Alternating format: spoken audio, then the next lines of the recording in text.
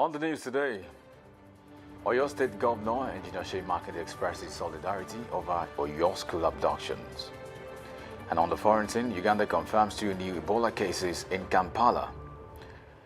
Germany convict ex-Red Army faction member over armed robberies. And in sport, Barcelona open talks to sign Anthony Gordon. Glad to have you join us. This is the news update at 12 on Dominion Television, Ibadan. I am Anu Oluwapo Idowu.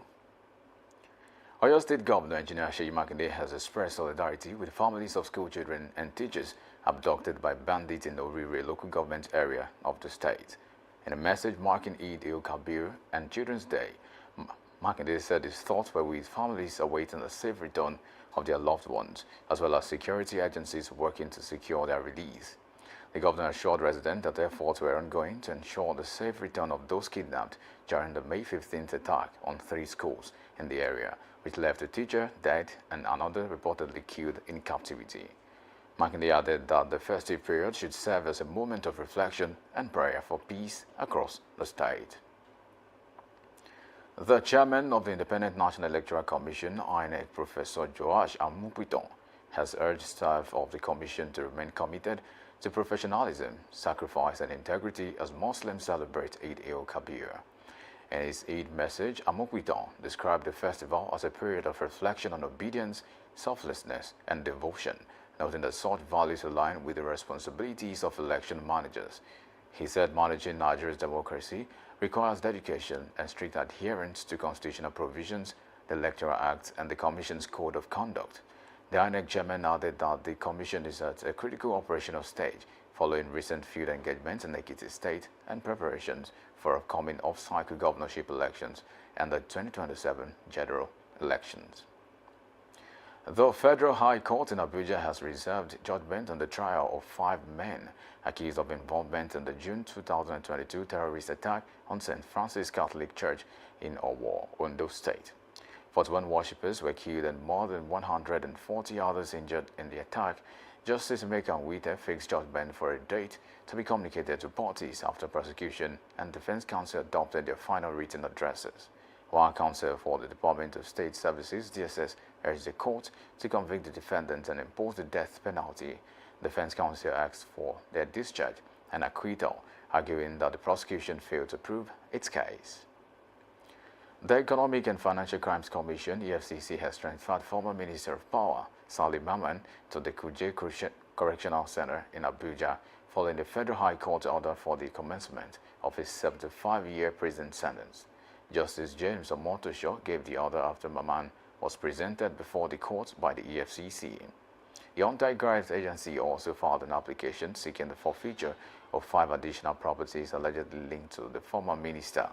Maman, who reportedly left Abuja for Kaduna after his conviction, told the court he stayed away from proceedings due to ill health, as the judge ruled that his sentence takes immediate effect.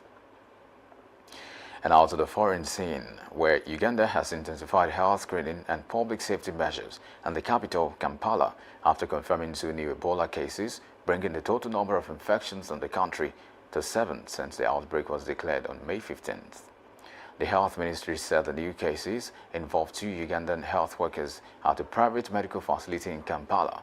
Both patients have been admitted to a designated treatment center and are receiving care.